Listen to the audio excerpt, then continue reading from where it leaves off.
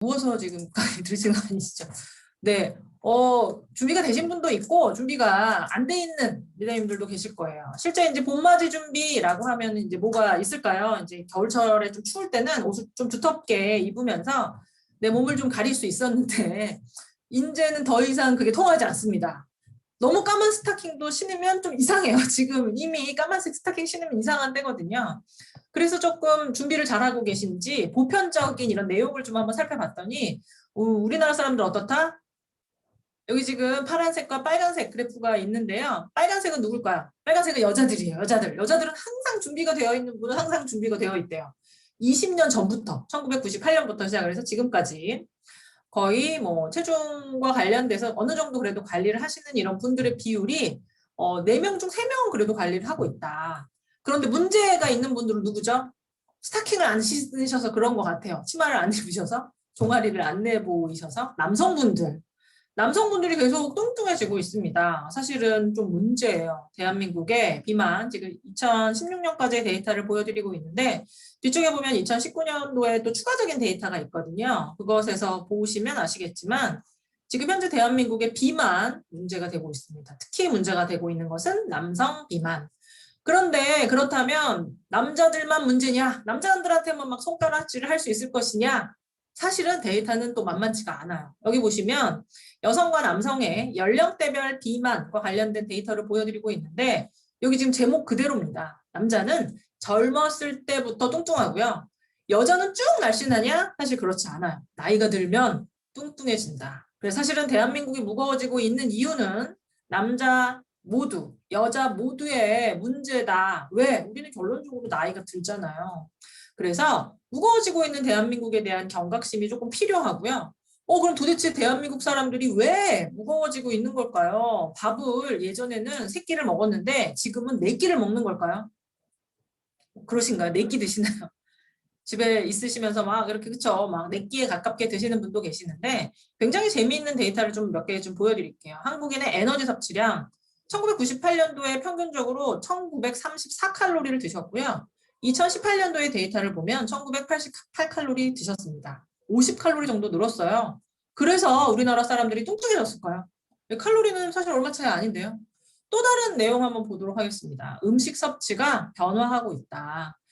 칼로리 자체 그 이셀프는 크게 문제가 아닌데 조금 문제가 되고 있는 이런 부분으로 좀 이렇게 언급되고 있는 건 지방 섭취가 과거와는 다르게 굉장히 많이 늘었다. 먹을 만한 것들 중에 기름이 많이 함유되어 있는 것들이 많고요. 실제 칼로리 이셀프는 많이 안 늘었지만 육류 섭취량이 사실은 굉장히 많이 늘었어요. 육류 하면 뭐가 떠오르시나요? 여기 영어로도 포크라고 써 있네요. 근데 이제 돼지고기 중에서 포크 중에서도 뭘 많이 좋아하시죠? 우리가 이제 고기 먹었다. 오늘 중국에서 뭐 중국의 오늘 네이버 기사 보셨나요? 중국 현지는 어제부터 시작해서 거의 화성과 같은 이런 상태래요. 정말 정말 심각한 황사다라고 얘기하고 있고 그게 오늘부터 시작해서 내일까지 우리나라로 넘어올 거다라고 얘기를 하고 있습니다. 막 굉장히 화성에 온 것 같은 이런 상황이다라고 할 정도로 그럼 뭐가 떠오르시죠? 뭘 드셔야 되는 때일까요? 그래, 먼지가 넘어오니까 삼겹살로 목에 낀 기름을 좀 한번 벗겨내보자. 사실은 문제죠. 삼겹살, 정말 맛있는 삼겹살은 흰 부분과 빨간 부분이 반반이에요. 사실은 걔는 단백질을 내가 먹었다고 생각하지만 지방의 함량이 거의 뭐 절반이 넘어가기 때문에 열량이 뭐 어마무시하다라고 조금 말씀드릴 수가 있죠. 근데 또 문제는 뭐냐면 그거를 매 많이 먹지도 않아요. 어쩔 때는 그러니까 이렇게 단백질과 지방의 섭취를 조금 매일매일 필요한 양을 나눠 드시는 게 아니라 황사가 오는 그때 막 집중적으로 몰아서 드시잖아요. 사실 그게 문제다라고 좀 말씀드릴 수 있고 곡물 섭취량과 또 뭐 섬유질 실제 이제 목에 있는 먼지를 벗겨내는 방법 지방으로 하는 방법도 있지만 섬유질을 이용하시는 이런 방법도 있거든요. 그런데 이런 뭔가 조금 좋다라고 할 수 있는 이런 부분들은 섭취가 좀 줄고 있다. 미세하게 줄고 있다. 근데 요새 사실 뭐 장바구니 물가를 보면 사실 마트 가서 파 한 단, 뭐 양파, 과일 하나 이렇게 막 맘 놓고 담기 사실은 좀 어려워요. 너무 어마무시한 가격이잖아요. 너무 깜짝 놀래가지고 정말 들었다가 났어요. 가격표를 잘못 본 줄 알았거든요. 대파 한 단 가격이 9,000원이더라고요. 그래서 너무 깜짝 놀라서 아 그래 파는 넣지 말고 그냥 먹어야겠다. 왜냐면 사실 그런 거 말고도 맛을 낼 수 있는 이런 방법들이 굉장히 많다 보니까 이제 좀 인공적인 조미료나 이런 것들 맛이 좀 길들여져 있죠. 그래도 그나마 마트에 가서 뭔가 식재료를 사시는 분들은 괜찮은데 그게 아니고 외식을 하시는 분 많아요. 밖에 나가기 싫다라고 하면 또 뭘 많이 하시냐면 배달 음식들 많이 하시죠. 그래서 사실 한국인의 어떤 식생활을 살펴보면 하루 3끼 중에 한 끼 안 먹는 분, 아침을 안 드시는 분 굉장히 많고요. 그리고 또 외식 비율이 굉장히 늘었고, 이거는 이제 바깥에서 드시는 거기 때문에 이제 배달로 해서 집에 있는 밥과 더불어서 반찬과 함께 먹는 이런 형태로 놓고 보면 사실은 한국인의 식생활 예전하고 똑같이 그냥 밥에다 반찬 먹지만 뭔가 먹는 것들이 굉장히 많이 달라졌다. 또 문제가 되고 있는 것이 음료 섭취와 관련돼서 이제 음료를 굉장히 많이 드신다. 근데 이제 아주 그냥 그쵸 뭐 녹차를 뭐 드시지는 않잖아요. 뭐 아메리카노를 드신다거나 아니면 여러 가지 약간 베리에이션이 된 이런 커피 같은 것들을 드시는데 그 안에 뭔가 당분이 들어갔고 뭔가 휘핑이 들어가 있고 뭔가 새로운 가미가 된 어떤 음료라고 한다면 그 안에 지방이나 설탕의 함량이 생각보다 굉장히 높다라는 것을 살펴보실 수 있을 거예요. 국민건강영양조사에 이제 우리나라 사람들의 영양소 섭취량 좀 한번 좀 살펴보면 사실은 예전하고 뭐 그닥 달라지지 않았고 내가 맨 먹는 거 먹고 있고 어떻게 생각해보면 우리 집 냉장고를 열어보면 먹을 것들이 굉장히 많기 때문에 없어서 못 먹는 상황은 사실은 아니거든요. 그런데 잘 알고 계신 권장량이라고 하는 사실은 이제 건강한 성인이 건강한 삶을 유지하기 위한 기본량이라고 얘기할 수 있는 이런 영양소들을 제대로 못 채우시는 분들 생각보다 많아요. 생각보다 많습니다. 여기 비타민 C하고 칼슘 지금 보여드리고 있는데 비타민 C는 어디 들어있을까요? 뭐 감귤류나 뭐 김치에도 많이 들어있다 막 이렇게 얘기하잖아요. 그런데 그 영양소 얼마 안 되는 권장량을 못 채우시는 분들이 꽤 많습니다. 남자, 여자, 뭐 공이 굉장히 높은 비율로 평균 필요량 미만 섭취 비율 굉장히 높고요. 칼슘도 지금 보여드리고 있는데 칼슘은 또 이렇게도 얘기를 드려요. 뭐라고 얘기하냐면 이 칼슘은 우리나라의 경우에 이 국민건강영양조사를 한 이래로 우리나라 사람들이 단 한 번도 권장량 이상 먹어본 적이 없는 영양소다라고 생각하시면 이해가 빠르실 거예요. 칼슘이 많이 들어있는 음식들 뭐 유제품이나 멸치 뭐 이런 데 많이 들어있죠. 근데 뭐 유제품 같은 경우에 논란이 많잖아요. 그 유제품 itself가 칼슘의 보고이기도 하지만 사실은 뭐 산알칼리 평균적인 측면에서 오히려 좀 부정적이다. 우유를 많이 먹는 사실은 뭐 낙농국가에도 뭐 골다공증이나 이런 부분들이 굉장히 많기 때문에 칼슘의 굉장히 좋은 어떤 근원이 사실 우유일 것인가 유제품일 것인가에 대한 퀘스천이 사실은 있는 상황이고요. 그러면 좋은 칼슘 구번 뭐가 떠오르시죠? 멸치. 근데 멸치도 우리나라 사람 되게 재밌게 먹어요. 사실 물론 저도 그렇게 먹습니다. 칼슘은요, 물에 녹을까요? 녹지 않을까요? 칼슘 막 물에 막 슬슬 녹아가지고 막 수용성으로 녹아져 나올까요? 이 칼슘을 먹으려면 멸치 같은 뼈채 먹는 생선을 정말 뼈채 드셔야 되거든요. 그런데 어떻게 드시고 계시죠? 물에 얘를 들들들 끓여가지고 육수를 내서 드세요. 그럼 칼슘이 녹아져 나올까요? 굉장히 웃겨요. 뭐 멸치를 들들들 끓여가지고 그 안에 이제 육수를 빼서 드시고 칼슘이 들어있고 여러 가지 다양한 건더기 영양소가 있는 것은 어떻게 하냐면 싱크대에 줘요. 그래서 앞으로 우리가 이 뼈채 먹는 생선을 통해서 칼슘을 충분히 하려면 어떻게 해야 된다? 들들들 끓여서 나온 염분이나 이런 것들은 싱크대에 버리고 사실은 이렇게 들들들 끓인 그 나머지 잔여물을 내가 먹어야 돼. 그게 사실은 명확한 칼슘의 섭취 방법이죠. 이 멸치나 이런 것들에 이제 나트륨도 많이 들어있는 것이어서 나트륨과 칼슘을 같이 섭취하면 얘가 경쟁적으로 흡수가 되기 때문에 칼슘의 흡수를 사실은 방해하는 이런 경향성도 있어요. 그래서 이 칼슘, 비타민 C 너무나 중요한 이런 영양소. 그 외에도 여러 가지 다양한 영양소들이 부족한데 이 다양한 영양소를 충분히 보충하기 위한 어떤 전략이 필요하다라고 조금 설명드릴 수가 있겠습니다. 영양소적인 어떤 부분을 좀 살펴봤다면 우리나라 사람들의 질환, 국민건강영양조사에 이제 질환 유병률도 나와 있어요. 가장 첫 번째 페이지에 나와 있는 건 뭘까요? 고콜레스테롤 혈증 유병률입니다. 혈중 콜레스테롤이 높은 이런 상황이에요. 이거는 사실은 계속 높아지고 있는 상황이기 때문에 국가 정책적인 측면에서 이 부분을 낮추기 위한 노력을 해야 된다라고 할 정도입니다. 이것도 마찬가지로 빨간색 그래프, 파란색 그래프를 좀 보여드리고 있는데 여기 보시면 파란색이 맨 쭉 높지 않아요. 맨 높지 않아요. 연령대별로 지금 보여드리고 있죠. 한 45세 중반까지는 남성이 높다가요. 여성분들이 이제 막판 스퍼트를 내서 피크를 치고 올라가는 것을 확인하실 수 있습니다. 콜레스테롤 수치. 여성들 오늘 지금 보니까는 여성 리더님들이 굉장히 많이 지금 참여해서 듣고 계시는데 여성들이 이제 치고 올라가는 거예요. 질고 있을 수 없잖아요. 남자에게 질 수 없잖아요. 그래서 고콜레스테롤 유병률마저도 처음에는 좀 지고 있다가 이제 치고 넘어가요. 그런데 이 치고 넘어가는 거 혈중 콜레스테롤에서 끝이냐? 성인 비만 유병률 허리둘레 기준입니다. 이것도 처음에는 파란색이 우세하다가요. 여자들이 지고 있을 수 없잖아요. 50세가 되면 그래프가 같아지고요. 60세가 넘어가면 또 치고 올라가요. 결론적으로 뭐냐? 여자들이 다 이긴다는 거예요. 요새 학교에 가면 초등학교, 중학교 가도 성적의 상위에 위에 있는 건 다 여자들이잖아요. 그래서 여자들이 그 위대함을 여기서 알 수 있어요.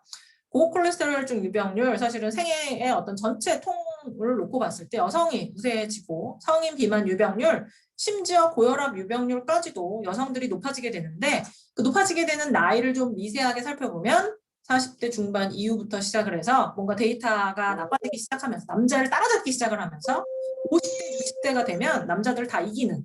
그래서 농담 삼아 제가 이런 얘기를 해요. 한 뭐 중년 정도의 한 40대 중반까지는 사실은 이제 배우자와 함께 파트너 하자님과 여자와 남자가 이제 싸움을 하면 말싸움을 하잖아요. 그때는 여자들이 이제 말로만 이길 수 있어요. 그런데 40대 중반이 넘어가고 50대, 60대가 넘어가면 말로만 이기지 않고 몸으로 싸워도 이길 수 있습니다. 왜? 내가 훨씬 더 무거우니까. 몸무게도 훨씬 더 많이 나가고 그래서 확 쓰러뜨린 다음에 그 위에 올라타시면 돼요. 그럼 꼼짝 못할 거예요. 왜? 내가 훨씬 더 몸무게도 많이 나가고 농담처럼 말씀드렸지만 사실은 여성의 어떻게 보면 호르몬과 관련된 이런 부분이에요. 여성 호르몬이 하는 이런 역할, 실제 여성의 몸에 지방이 훨씬 더 많은데요. 이 지방을 분산 저장해서 뭐 중성 지방이 너무나 뭐 비정상적으로 복부에 많이 쌓이지 않도록 혈중 콜레스테롤이 너무나 많이 돌아다니지 않도록 막아주는 분산 저장의 역할을 합니다. 근데 그게 에스트로겐의 농도의 변화에 따라서 폐경이라고 하는 이런 어떤 시점에 맞춰서 그런 보호 기능이 사라지면서 여성의 건강과 관련된 데이터가 굉장히 많이 나빠지게 된다. 그래서 어떻게 해야 되냐면 지금은 괜찮더라도 나중을 위해서 나중에 나의 건강을 생각하는 측면에서 미리 건강관리를 하셔야 된다는 거 사실은 여성분들 반드시 생각하셔야 되는 이런 내용 가운데 하나이고요. 또 여성분들은 몸 안에 유전을 가지고 있어요. 체지방률. 지금은 뭐 허벅지나 엉덩이나 뭐 그쵸 여러 가지 곳에 이렇게 막 분산 저장되어 있는 것이 사실은 이제 본격적으로 에스트로겐의 보호 기능이 사라지면 복부에도 쌓이고 혈중에 돌아다니면서 여러 가지 나쁜 악영향을 미칠 수 있기 때문에 어떻게 보면 그런 측면에 있어서의 어떤 체중의 관리, 혈중의 어떤 지질의 관리 이 부분이 굉장히 중요하다. 다시 한번 또 강조를 드리고요. 또 여성들 같은 경우에는 골밀도도 사실 이 호르몬적인 어떤 측면과 함께 좀 변하죠. 남성보다 훨씬 더 드라마틱하게 혈중의 골밀도가 떨어지기 때문에. 근데 이거는 사실은 두 개의 레드 사인이 있어요. 여성 호르몬의 변화에 따라서 혈중에서 이제 칼슘이 빠져나가는 속도가 빨라지기도 하고요. 앞쪽에 보여드렸던 국민건강영양조사의 데이터를 기억을 하셔야 되는데 우리나라 사람들이 어떻게 먹는다? 칼슘을 충분히 먹는다? 아니잖아요. 부족하게 먹어요. 그래서 사실 여성 건강과 관련돼서 뭐라고 얘기하냐면 여성은 평생 내가 올라가야 되는 산의 높이를 30대 중반까지 만들어 놓는다 얘기를 해요. 근데 산에 올라가시면 어떻죠? 등산을 하시면 그 산에서 계속 사는 게 아니고요. 결국 집으로 돌아가셔야 돼요. 내려와야 돼요.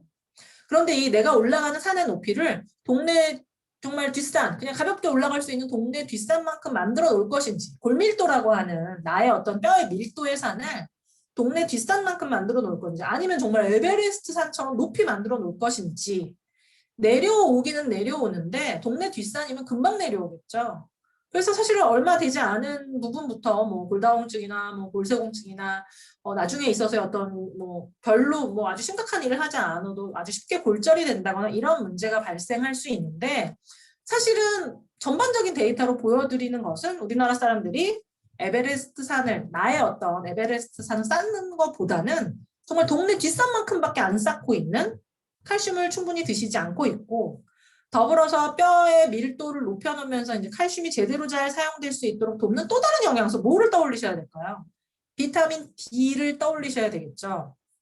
비타민 D도 뭐 남녀 공이 거의 뭐 90%에 가깝게 부족한 이런 어떤 양상을 보이기 때문에 사실은 어떻게 보면 두 개의 건강 문제를 가지고 있다라고 말씀드릴 수 있어요. 혈중에 있어서의 어떤 고콜레스테롤 혈증과 관련된 문제, 여기에 더불어서 뼈 건강과 관련돼서 영양소적인 어떤 뒷받침도 되지 않는 뼈 건강과 관련된 이런 레드 사인을 가지고 있기 때문에 이 부분을 관리해야 된다. 그래서 주목해야 될 건강 문제를 지금 다시 한번 2019년 국민건강 영양조사를 바탕으로 해서 이제 두 개를 보여드리고 있는데, 고콜레스테롤 혈증이 지속적으로 증가하기 때문에 이 부분에 대한 것을 국가 정책적인 사업으로 조금 더 낮추기 위한 이런 노력을 하고 있다라고 좀 말씀드릴 수 있고요. 또 한 가지는 우리나라 사람들의 신체 활동 감소, 사실은 이제 비만으로 연결될 수 있는 부분이고, 이게 또 역설적으로 이제 신체 활동이 감소되면 뼈에 맞는 부하가 줄어들기 때문에 뼈 속에서 칼슘이 빠져나가는 것을 또 가속화시킬 수 있어요. 근육도 약화될 수 있고요. 그래서 건강과 관련된 여러 가지 다양한 문제를 가지고 있다. 그 옆쪽에 보시면 우리나라의 데이터는 아니지만 심장 질환에 기인한 어떤 사망률, 혈중 콜레스테롤이 높아지면서 이런 심장 질환으로 인한 사망률이 어떻게 되는지를 또 마찬가지로 보여드리고 있는데, 왜 국가 정책적인 사업으로 고콜레스테롤 혈증을 감소시키기 위한 노력을 할까요? 혈중의 콜레스테롤이 높아지면 높아질수록 이런 심장질환으로 인한 사망률이 높아지기 때문에 그래요. 건강과 관련된 여러 가지 다양한 문제를 가지고 있다라고 조금 설명을 드리면서요. 여기에서 또 살펴봐야 될 게 있겠죠. 지방. 이 지방 중에서도요. 필요한 지방이 있어요. 어떤 지방 필요할까요? 네. 어떤 지방 필요할까요? 황사가 올 때 먹는 삼겹살에 기름이 필요할까요? 여기 보시면 제가 지방의 지금 족보를 지금 보여드리고 있거든요. 지방에도 족보가 있어요. 포화지방이 있고요. 불포화지방이 있습니다. 그냥 이렇게 단어로만 보면 굉장히 마음에 와닿지 않고 너무 어렵다 이렇게 생각하실 수가 있는데, 이 포화지방은 뭐냐면 실온에 놨을 때 고체로 있는 지방을 포화지방이라고 얘기하고요. 그것도 마음에 닿지 않는다라고 한다면 동물성 지방을 포화지방이다라고 생각을 하시면 돼요. 최소 시간 경로로 안내를 시작합니다. 네. 엄소거 부탁을 드리고요. 엄밀히 말하면 또 이거는 또 있기 때문에 기분 나쁘실 수도 있지만, 사람은 뭘까요? 사람은 동물이거든요. 사람은 동물이고, 이 포화지방 사람의 어떤 동물의 몸 안에 있는 지방이기 때문에 사람의 몸에도 있다 없다? 있다. 그걸 뭐라고도 얘기할 수 있다. 체지방으로 생각하시면 마음에 팍 와닿지 않으시나요? 여기 지금 열심히 공부하시는 많은 리더님 중에 체지방이 너무 부족해서 나 힘들다. 날씨가 추워졌을 때 체지방이 너무 적어서 너무 추워서 오한이 나고, 어디 가서 부딪혔을 때 멍이 쉽사리 들고, 의자에 앉아있을 때도 엉덩이에 지방이 너무 적어서 너무 배겨서 앉아있을 수 없다. 혹시 그런 리더님 혹시 계세요? 네, 웃고만 계신데, 네, 별로 없으시죠, 그렇죠? 그 ABC에 가서 체지방을 측정해 보시면 정말 깜짝 놀라시잖아요. 왜 깜짝 놀라시죠? 체지방률 그쵸? 뭐 제가 뭐 무당은 아니지만 뭐 20%부터 후반대부터 시작을 해서 뭐 30%대 후반을 훌쩍훌쩍 30%대 넘으시는 분들이 많으실 거예요.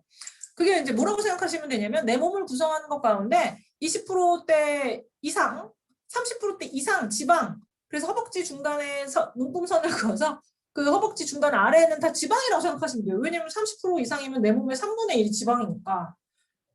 그러면 여기서 이제 결론이 나오죠. 포화지방, 동물성 지방인 포화지방은 내가 굳이 남의 거를 뺏어 먹을 필요가 있다 없다? 없다라는 결론이 나오죠. 없으시잖아요. 내 몸에 있는 지방 띄어다가 누구 주고 싶지. 옆에 있는 같이 공부하시는 그 다른 리더님 배에 있는 지방을 띄어다가 내 몸에 붙이고 싶으신 분은 없으시잖아요. 그렇죠? 사람 지방도 붙이기 싫은데 소, 돼지의 지방은 어떤 거예요? 소, 돼지의 지방을 내가 뺏어다가 내 몸에 붙이고 싶다? 상상도 하기 싫으실 거예요. 그래서 여기서 알 수 있는 것보다 포화지방 필요 없다. 내 몸에 있는 거 떼어내야 되기 때문에 굳이 많이 먹을 필요가 전혀 없다. 되도록이면 좀 줄이자, 이런 어떤 결론이 나오게 되고요. 불포화지방을 한번 가볼게요. 이 불포화지방은 식물성 지방이고요. 얘가 하는 일이 사실은 생각보다 꽤 많아요. 내 몸에서 호르몬을 만든다거나 세포를 구성하는 어떤 물질, 세포막을 만든다거나 굉장히 중요한 이런 역할을 하는데 얘의 족보를 쭉 따라가 보게 되면 오메가3와 오메가6가 나오게 됩니다. 오메가6와 오메가3, 얘 둘 다 사실은 필요한 필수 지방인데요.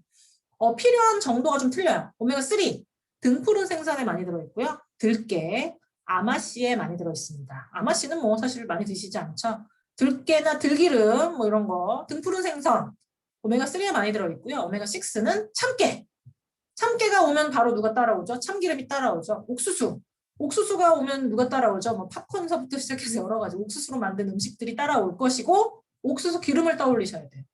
콩도 마찬가지. 뭐 콩국수도 떠올리실 수 있고 뭐 콩기름, 콩자반 여러 가지 다양한 것들이 많이 떠오르실 텐데 이런 것들에는 뭐가 많다? 오메가6가 많이 있습니다. 그거를 이렇게 쭉 한번 정리를 해봤더니 내가 이렇게 필요한 것들 오메가6와 오메가3 둘 다 필요한데 뭐를 더 많이 먹고 있더라? 오메가6를 더 많이 먹고 있죠. 그렇죠? 왜? 내가 맨날 콩자반 먹지 않고 콩국수 안 먹는데 왜 오메가6를 많이 먹을까요? 유지류 때문에 그래요. 옥수수 기름, 콩기름 이런 어떤 가공된 사실은 어떻게 보면 이제 뭐 식물성 유지이지만 걔는 거의 공업화된 어떤 형태로 만들어내죠.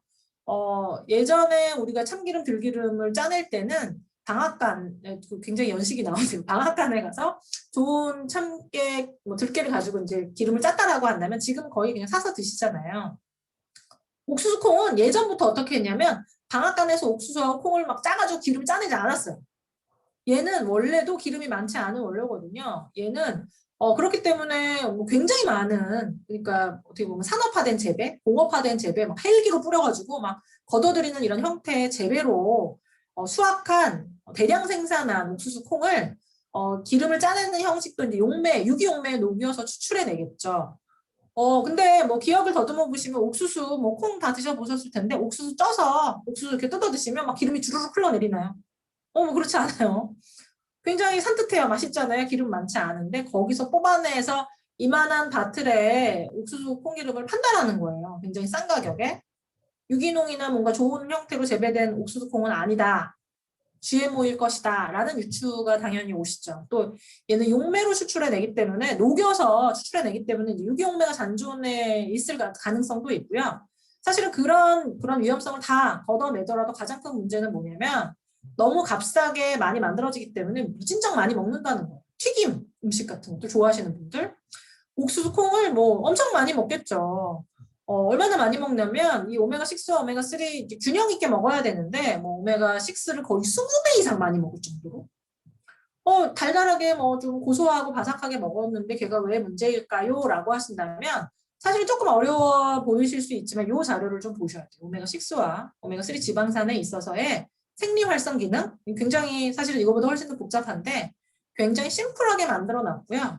실제 이 두 가지는 우리 몸 안에서 생리활성 물질을 만들어내는 성분으로서 어렵지만 세 가지만 기억하시면 돼요. 혈소판 응집, 혈관 수축, 염증이라고 하는 이런 과정에 있어서 오메가6는 얘를 촉진하는 역할을 하고요. 오메가3는 얘를 가라앉히는 역할을 합니다. 어떻게 보면 빨간 부채, 파란 부채예요. 막 부추겨서 얘를 막 이렇게 막 부풀어 오르게 하는 이런 기능을 하는 오메가6가 있고요. 얘를 막 가라앉히는 워워워워 해서 이렇게 뭐라고 그래야 되죠? 이렇게 좀 진정시키는 오메가3가 있는데 아까 뭐라고 말씀드렸죠? 오메가6를 20배 이상 많이 먹어요. 왜? 어쩔 수 없이 음식적인 어떤 선택의 어떤 그런 이유로 인해서 그러다 보니까 어떤 일이 벌어지냐면 혈소판이 약간의 자극만 있어도 막 응집을 하고요. 혈관이 막 수축을 하고 염증이 막 유발되는 방향으로 갈 가능성이 굉장히 높은 생활에 놓여져 있다는 거예요. 아니에요. 저 등푸른 생선 맨날 먹는데요. 매일 드시기 어려우시잖아요. 그리고 사실은 이 등푸른 생선 같은 경우에는 이중결합을 가지고 있기 때문에 얘가 산패가 굉장히 쉬워요. 굉장히 신선한 상태에서 굉장히 좀 매일매일 좀 규칙적으로 드셔야 되는 이런 어떤 그 기능성을 가진 생리활성 기능은 항상 나의 몸 안에서 일어나야 되기 때문에 근데 밸런스가 깨짐으로 인한 이런 문제가 발생된다라고 말씀드릴 수 있겠습니다. 이 오메가6를 이렇게 설명하고 끝나면 감말리놀렌산이 나쁜 역할을 하네 이렇게 생각하실 수가 있는데 굉장히 재미있게 이 가말리놀렌산은 오메가6 계열이지만 만들어내는 생리활성 물질이 오메가3와 같은 방향으로 간다라는 이런 부분 첨언해서 조금 말씀을 드리면서 지방과 관련된 부분은 지금 현재 문제다. 뭐가 문제다? 불균형한 섭취. 오메가6를 20배 이상 많이 섭취함으로 인한 생리활성 기능에 있어서의 어떤 불균형의 문제가 좀 발생하고 있고, 두 번째, 오메가3 그래 내가 이제 열심히 먹어보자 라고 해도 얘가 이중결합을 가지고 있고 굉장히 불안전한 어떤 성분이기 때문에 빠른 산패가 일어나기 때문에 신선한 재료로 바다에서 갓 잡은 막 연어나 고등어를 내가 뭐 매일 억세스해서 먹을 수 있지 않는다라고 한다면 생각보다 충분한 양을 드시기 어려운 이런 문제를 가지고 있다는 것 좀 말씀드릴 수가 있고요. 사실은 또 문제는 트랜스지방, 가짜 지방의 위협이에요. 이 트랜스지방의 위협에 노출되어 있는 분들은 누구냐면 어린이들, 또 뭔가 바삭바삭한 뭔가 간식거리를 좋아하는 여성분들, 특히나 빵을 좋아하시는 페스트리나 쿠키 이런 건 나 너무나 좋아한다라고 한다면 사실 좀 위험에 노출되어 있죠. 이 트랜스 지방은 뭐냐면 원래는 식물성 기름인데 얘를 동물성 지방의 형태로 버터처럼 만든 것을 트랜스 지방이라고 해요. 우리가 뭐 흔히들 마가린이라고 얘기를 하죠. 지금 교육을 받는 많은 리더님 중에서 저와 같은 정말 예쁜 추억을 가지신 리더님 있으실 거예요. 어렸을 때 엄마가 비 오는 날 반찬이 없고 뭔가 특별한 무언가를 먹고 싶을 때 밥에다 마가린과 간장을 넣어서 정말 맛있게 고소하게 비벼줘서 너무나 맛있게 먹었다라는 어떤 굉장히 예쁜 기억을 가지신 리더님이 계실 텐데 그 추억을 자녀와 공유하시나요? 마가린을 뜨거운 밥에 마가린을 넣어서 간장을 넣어서 비벼서 안 좋으니까 안 주시잖아요. 왜? 이 트랜스 지방이 말 그대로 이제 얘를 수소 결합을 해서 만든 형태이다 보니까 얘가 너무나 안정적인 형태인 거죠. 알고 봤더니. 그래서 마가린 마트에서 파는 장소를 보면 실온에 놓고 팔아요. 버터는 냉장에서 파는데 마가린은 실온에 막 매대에 놓고 팔고요. 유통기한 막 3년 막 이래요. 굉장히 안정적인 거죠. 너무나 안정적인 걸 만들어내버린 거예요. 마치 그냥 웬만한 여자보다 성을 바꾼 트랜스젠더가 훨씬 예쁜 것처럼 트랜스 지방 오히려 동물성 지방보다 훨씬 더 맛이 있고 뱃속에 들어가서도 안정적으로 있더라. 그래서 얘가 건강에 사실은 훨씬 더 위협적이더라. 근데 이런 것들이 내가 생각지도 못했던 뭐 비스킷이나 뭐 과자나 이런 곳들에 굉장히 조금 많이 활용되고 있기 때문에 주의가 필요하다라는 것을 조금 설명을 드리면서 이렇게 뭐 국민건강영양조사적인 측면에서의 어떤 건강과 관련된 데이터를 살펴봤다면 다시 또 지금으로 돌아와서요. 지금 어떠신가요? 이 코로나가 1년, 2년, 이제 지금은 언제 코로나가 정식되는지에 대한 얘기를 하기보다 이 애프터 코로나를 넘어서 위드 코로나와 관련된 얘기를 합니다. 많은 사람들이요, 이 코로나는 완벽하게 백신을 맞고 뭐 해도 완벽하게 사라지지 않을 것이다. 얘가 마치 뭐 계절성 독감처럼 어떻게 보면 현지병처럼 남아있을 거다라는 이런 얘기를 해요. 실제 이 건강을 결정짓는 요인은 나만 잘해서 되는 것이다? 그렇지 않다라고 얘기를 합니다. 내가 살고 있는 이런 환경과 여러 가지 다른 어떤 어떻게 보면 인간의 어떤 건강이라고 하는 것은 그냥 인간은 사회적인 동물이어서 어떤 그 사회 안에 살고 있기 때문에 나 혼자 잘해서는 되지 않는다라고 얘기를 하거든요. 그래서 그 어떤 시기보다 건강과 관련된 이런 어떤 관리를 정말 열심히 해야 되는 이런 시기이다라고 조금 말씀을 드리면서 그렇기 때문에 건강기능식품을 선택할 때도 어떻게 정말 체계적으로 설계된 지금의 사람들의 건강에 딱 맞게 이 건강기능식품이 계속 진화하고 있는지에 대한 이런 부분을 좀 생각해 봐야 된다라고 좀 말씀드릴 수 있을 것 같고요. 그런 측면에서의 어떤 WX 뭐 자신 있게 설명드리자면 이 WX는 시대의 변화에 따라서 계속 달라져 왔다라고 말씀드릴 수 있을 것 같아요. 굉장히 오랜 역사를 80년이 넘는 역사를 뉴트라이트가 가지고 있고 이 어떻게 보면 뉴트라이트의 정체성을 표현해 드리는 이런 WX도 굉장히 오랜 역사를 가지고 있는데 단 한 번도 똑같은 모습으로 찾아온 적이 없다라고 말씀드릴 수가 있겠습니다. 14가지 비타민과 10가지 미네랄, 11가지 식물 영양소를 담고 있는데 어떻게 보면 좋은 건강기능식품을 선택하는 기준인 영양소의 균형, 풍부한 식물 영양소, 또 좋은 원료를 사용하고 엄격한 품질 관리와 또 그것보다 더 중요한 과학적인 검증까지 정말 치밀한 노력을 바탕으로 계속 달라져 왔다라는 이런 부분을 조금 설명드릴 수가 있고요. 뭐 우리나라 사람들의 어떤 현황 앞쪽에서 더 자세하게 설명드렸으니까 이 부분은 조금 빨리 넘어가도록 하고요. 1998년부터 시작을 해서 2004년, 2009년, 2019년 이 WX는 계속 그 안에 담겨져 있는 비타민, 미네랄, 또 식물 영양소적인 이런 가치를 달리하면서 계속 진화해 왔다라고 좀 설명드릴 수가 있겠습니다. 저 개인적으로는 제가 처음에 입사했을 때 WX는 2칸짜리 제품이었어요. 2칸으로 되어 있었고, 이게 두 종류의 제품, 조금 알이 큰 두 종류의 제품을 먹으면 되는 이런 그런 제품이었는데, 어느 순간 케이스가 3개가 됐고요. 또 먹는 방법도 조금 달리하게 되었고, 그런 부분뿐만이 아니라 이렇게 외형적으로 보이는 이런 부분 말고도 여러 가지 다양한 변화를 조금 계속 시도했었다. 또 사실 이제 더블엑스를 드시는 이유 중에 하나는 그 안에 담겨져 있는 영양적인 가치, 뭐 식물 영양소적인 가치 때문인데요. 실제 우리나라 사람들, 이제 외국인들이 생각하기에 한국인의 식생활 굉장히 좋다라고 얘기해요. 밥을 기반으로 해서 여러 가지 다양한 나물찬을 사실 드시잖아요. 그런데 사실은 생각해보면, 양심의 손을 얹고 생각해보면 어느 순간 내 식탁 위에 놓여있는 나물찬은 김치 깍두기 정도일 때가 사실은 많고요. 뭔가 외국 사람들이 생각하는 여러 개의 나물이 차려져 있는 이런 밥상은 명절 때 좀 국한된다. 근데 심지어 그 명절 때도 사실은 그 나물은 솔직히 생각하면 데코레이션용이잖아요. 명절에 막 뭐 전부터 시작해서 갈비, 잡채 먹을 게 많은데 막 나물만 막 드시나요? 그 나물은 데코로 용으로 만들었다가 언제 나오냐면 쉬기 직전에 냉장고에서 나와서 이제 한 끼 비빔밥으로 비벼 먹는 용도. 그래서 사실은 뭐 예전에 오프라인 교육 때 제가 농담 삼아서 말씀드리지만 한국인이 외국 사람들이 생각하는 정말 몸에 좋은 한국의 어떤 음식은 언제 때만 먹냐면 정월 대보름만 그렇게 먹는다.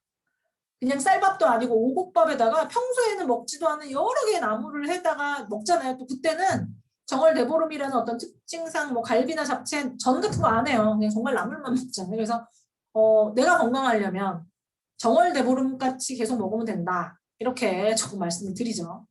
WX에는 그래서 내가 항상 정월대보름처럼 먹을 수 없기 때문에 정말 정월대보름처럼 먹을 수 있는 식생활을 고려한 20가지가 넘는 식물 농축물이 그 안에 들어있어요. 여러 가지 식물 영양소가 들어있고 특히나 이번 WX 같은 경우에는 사실은 이 보라 계열의 식물 영양소가 주는 이런 가치들이 정말 점차 높아지고 있고 일상적인 생활로 이 부분을 잘 보충하지 못하다 보니까 이 부분을 조금 더 강화했다. 블루 계열의 영양소들을 조금 강화해서 여러 가지 건강상의 혜택을 보실 수 있도록 식물의 어떤 원료적인 어떤 변화를 꾀했다. 그래서 사실은 어느 패키지에 가도 확인이 어려우실 거예요. 왜냐하면 이런 식물 영양소는 안타깝게도 우리나라 건강기능식품법상 얘는 부원료로 분류가 되어 있기 때문에 얘가 얼만큼 들어있고 얼만큼의 가치를 가지고 있는지를 사실 표기도 못하게 하고 있어요. 그래서 뉴트라이트가 하고 있는 거, WX가 하고 있는 건 뭘까요? 여러 가지 다양한 인체 적용 시험, 임상적인 어떤 데이터를 토대로 해서 그 부분을 또 입증하고 그래도 한 줄 쓰기 위한 이런 노력들을 하고 있죠. 지금 WX에 담겨져 있는 식물 영양소적인 가치를 HPLC 그래프를 통해서 비타민 미네랄적인 가치 이외에 또 다른 그 제품 이면에 숨겨져 있는 식물 영양소적인 가치를 조금 보여드렸고 또 이전과는 달라진 어떤 유해산소나 달라진 환경적인 변화에 더 대응하기 위해서 기존 제품보다 플라보노이드, 폴리페놀, 뭐 퀘르세틴 그리고 뭐 캠페롤 등의 이런 식물 영양소를 그 전보다 훨씬 더 강화하는 이런 노력을 기울였다라는 이런 데이터까지 지금 보여드렸습니다.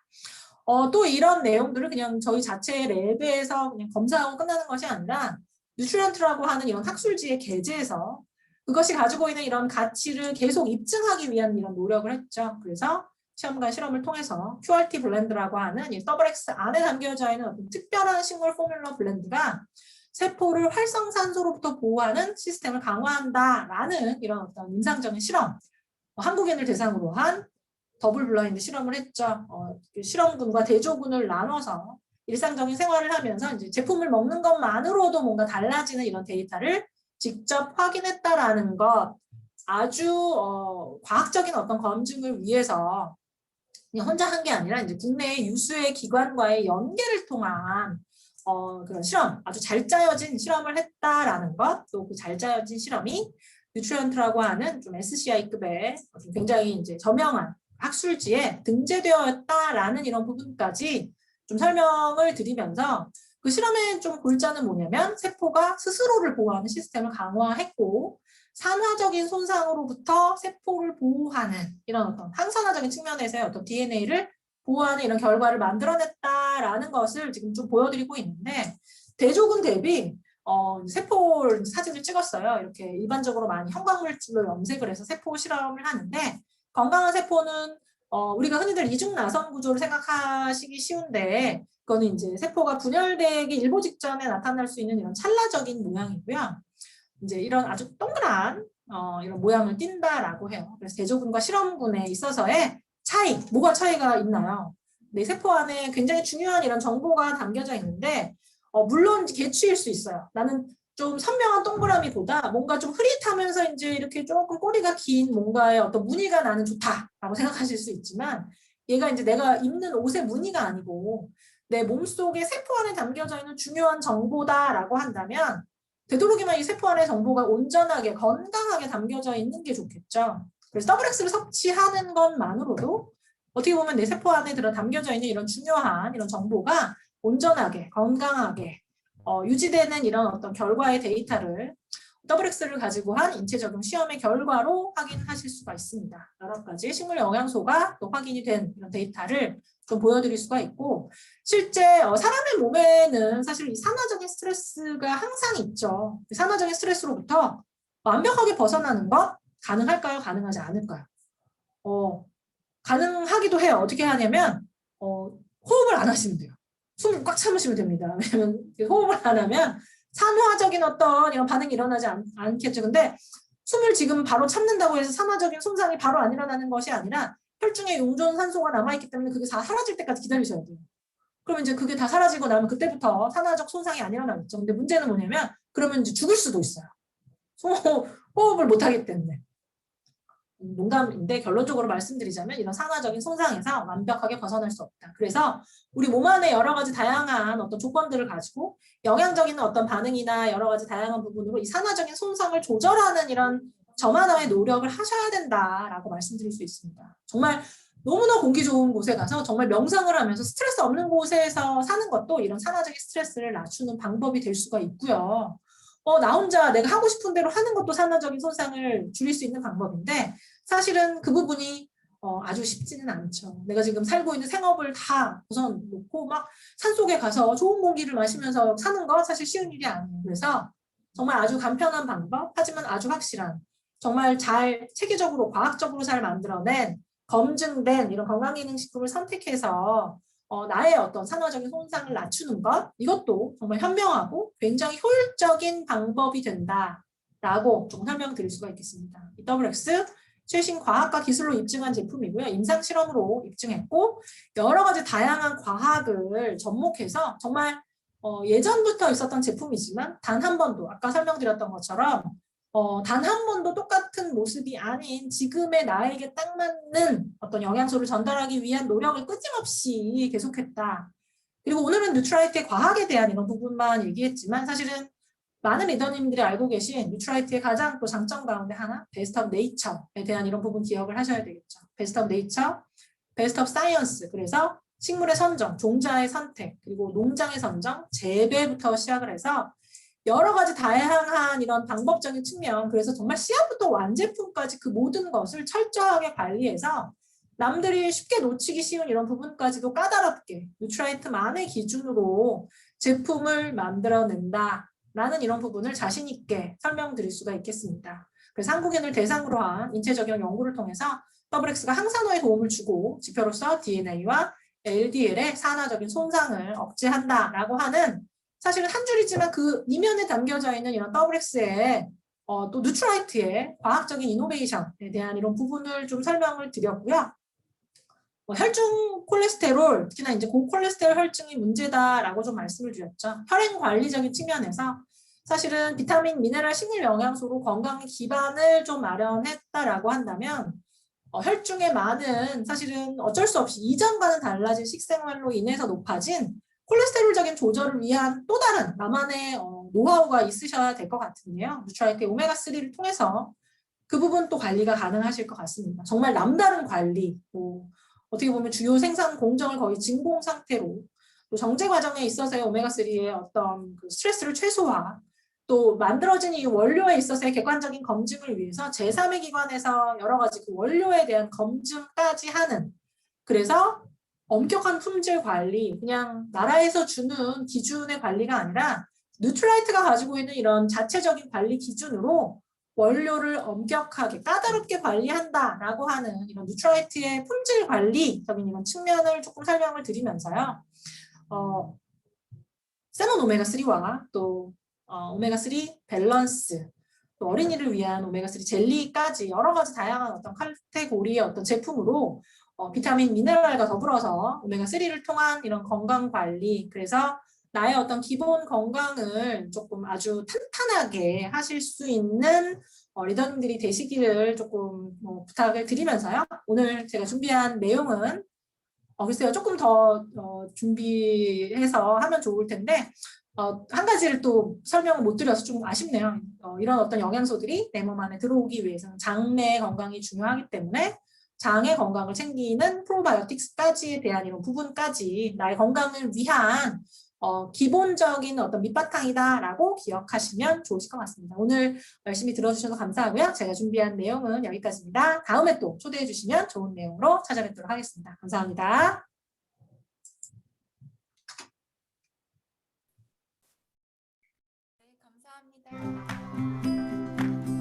꿈꾸던 것들이 지금은 일상이 된 것 같아요. 넷째 아이 임신했을 때 직장을 그만두게 되었어요. 다섯째 아이 임신했을 때 여러 가지로 고민을 많이 하게 되었는데요. 남편도 가사와 회사 일까지 하면서 건강이 정말 안 좋아졌고 저도 5명 출산하면서 몸이 많이 안 좋아지더라고요. 그러던 중에 아주버님이 뉴트리라이트 제품을 저희에게 선물을 해주셨어요. 먹어보니 저희도 점점 건강이 많이 좋아지더라고요. 그때부터 아메이 제품을 신뢰하게 되었어요. 지금은 아이들이 낮잠 자는 시간이나 학원 가는 시간, 그런 시간을 통해서 미팅도 참석하게 되고 강의도 듣고 있습니다. 그전보다는 정말 많이 저 스스로가 성장했다고 생각을 하고요. 경쟁 구도가 아닌 서로서로의 일을 돕는 팀워크 정말 좋았습니다. 전보다도 훨씬 시간적 그리고 경제적으로 여유가 생겼습니다. 그래서 머지않아서 제주 한 달 살기 꼭 도전해 볼 겁니다. 아메이는 나에게 유레카다. 원하는 만큼, 할 수 있는 만큼 누구나 시작할 수 있습니다. 비즈니스 그 이상 내 삶의 플러스가 됩니다. 암웨이.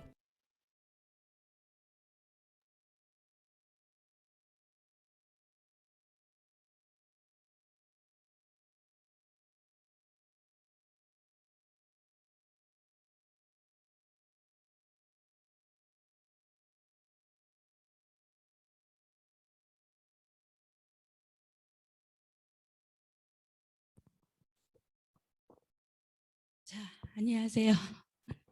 오늘 본사에서 특강이 있었어요. 건강에 대한 필요성을 꼭 집어서 얘기해 주셨는데요. 소리 울리지 않나요? 네. 혹시 유튜브에도 소리가 울리나요? 핸드폰 혹시 소리 키워 놓으신 분 있으면 좀 닫아 주시겠어요? 그렇게 되면 저희가 소리가 울려요. 송세용 차장님의 건강 강의 특강을 들었습니다. 혹시 5월 달에 시험 준비하는 거 잘 되고 계신가요? 건강이 조금 쉽지는 않아요. 근데 꼭 필요한 공부이기도 합니다. 제가요, 이 아메이 사업이 건강관리나 뷰티 산업의 큰 핵심이 되는 사업 중에 하나예요. 근데 제가 처음에 시작을 할 때 건강관리나 어떤 뷰티 산업의 비전을 보고 시작한 사업은 아니에요. 저 같은 경우는 그냥 제품이 좋아서 시작했던 사업이고요. 근데 제가 이제 저희가 아메이를 하다 보면 건강에 대해서 좀 책도 많이 읽고 다른 책도 이것저것 좀 많이 보죠. 제가 2000년대 중반에 이런 책을 하나 접하게 됩니다. 건강관리 혁명이라는 책이고요. 이 책의 저자는 폴 제임 필터가 미국의 억만장자 경제학자가 이 책을 펴냈어요. 이분은요, 미국 두 대통령의 경제 고문을 지녔어요. 제가 이 책을 보고 이 책에 대해서 좀 신뢰할 수 있었던 이유가 뭐냐면 이분은 그냥 이론만 경제학자가 아니라 실제로 억만장자를 이뤄내신 분이에요. 그래서 제가 이 책에 대해서 조금 더 신뢰할 수 있었던 거, 신뢰를 좀 할 수 있었고요. 이 책에서는 이런 말들을 합니다. 앞으로 다음 시대에 한금알을 낳을 수 있는 산업이 건강관리 산업이다 이렇게 얘기를 해요. 그러면서 저희한테 질문을 던지는데 어떤 질문을 던지냐면 당신이 부자가 될 수 있다면 가장 쉬운 방법은 무엇입니까? 하고 질문을 던져요. 사장님들, 지금 내가 부자가 되고 싶어요. 그럼 내가 빨리 부자가 될 수 있는 방법은 무엇일까요?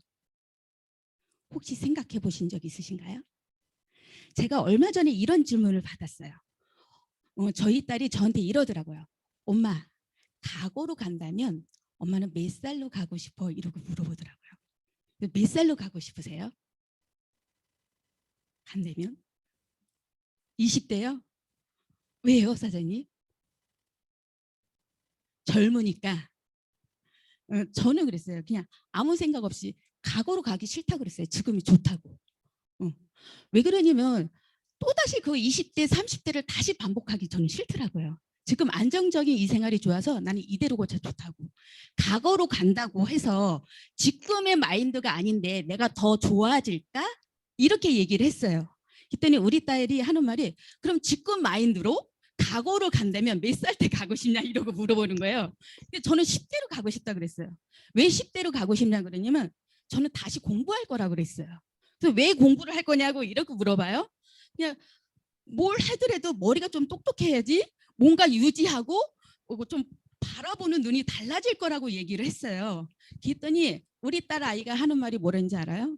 엄마 나는 과거로 가면 주식을 살 거래요.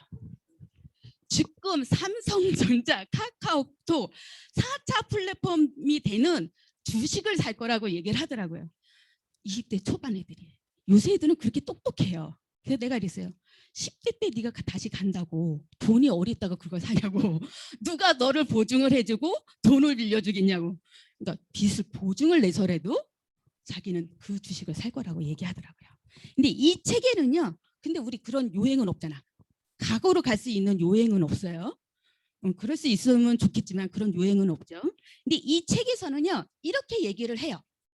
내가 부자, 한금알을 낳을 수 있는 부자가 될 수 있다면 앞으로 다가올 트렌드 이거를 파악을 한다면 내가 이 한금알을 낳을 수 있는 주체 핵심 멤버가 될 수 있다고 얘기를 해요.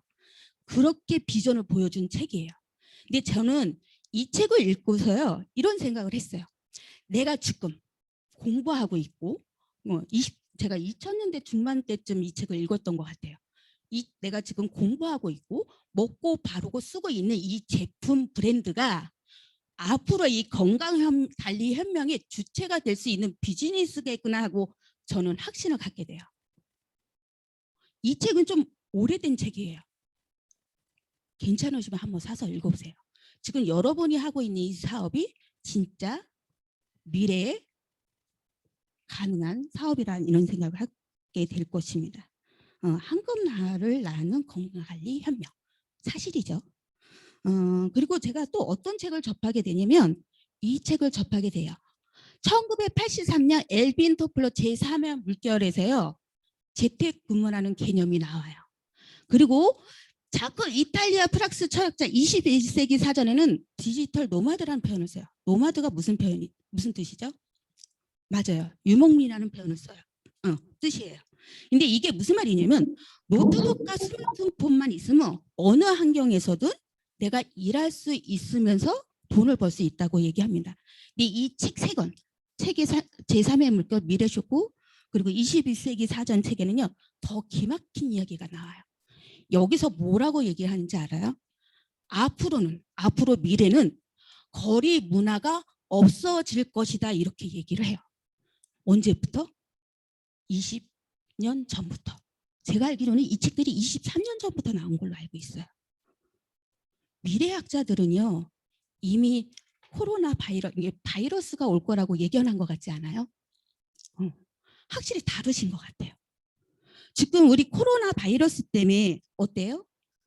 거리 문화가 실제로 없어졌어요. 그리고 우리 바이러스가 찾아오는 주기가 굉장히 짧아지고 있어요. 사스, 신종플루, 메르스, 코로나. 코로나는 아직도 극복되지 않았습니다. 언제 극복이 될지도 모르겠고 극복이 된다 하더라도 또 다른 바이러스가 나올 거라는 거는 우리 누구나 다 알고 있어요. 극복이 될까요? 자, 그러면서 우리 개념이 좀 사회적인 변화가 굉장히 많이 변했어요. 우리 평생 직장이라는 개념이 코로나19로 없어졌어요. 우리 어렸을 때 어떤 교육을 받았어요?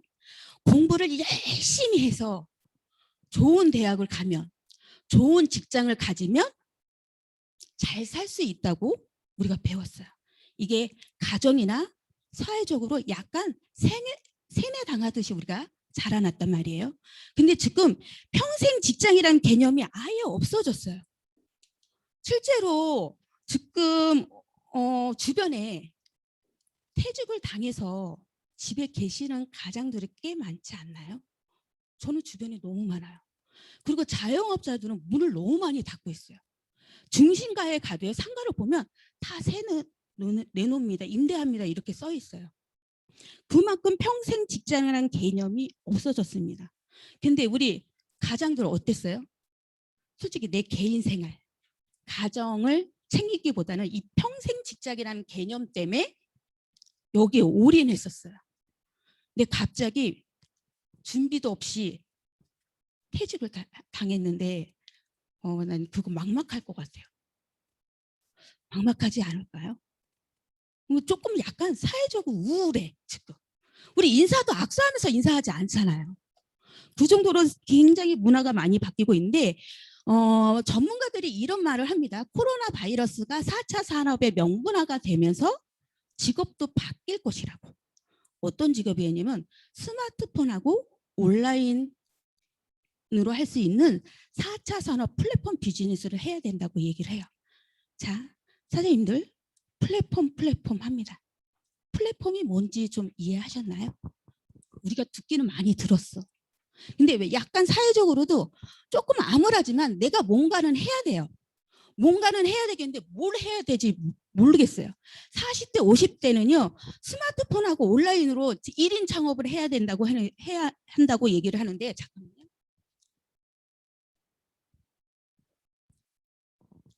산업을 해야 돼, 플랫폼 비즈니스를 해야 된다고 얘기를 하는데 내가 뭘부터 배워서 뭘부터 해야 되는지 아주 막막해요. 그래서 제가 플랫폼 비즈니스가 어떤 비즈니스인지 한번 동영상을 좀 보여드릴게요.